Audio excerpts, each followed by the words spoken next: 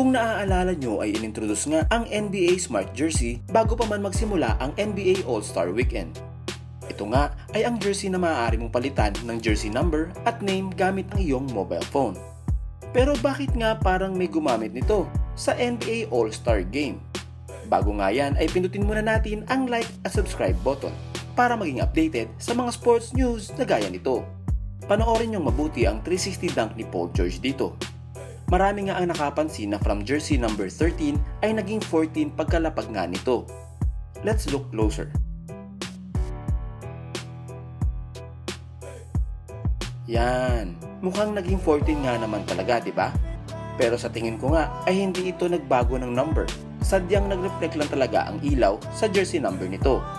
At dahil sa puti nga din ang jersey, nagmukha ngang nabura ang ibang part at nagmukhang 4 ang 3. So ayan mga chong, sa tingin nyo ba ay nagbago nga ba talaga ang jersey number ni Paul George? Ginamit nga ba niya ang NBA Smart Jersey? Write your opinions below. Subscribe na kayo mga chong para updated sa mga sports happenings.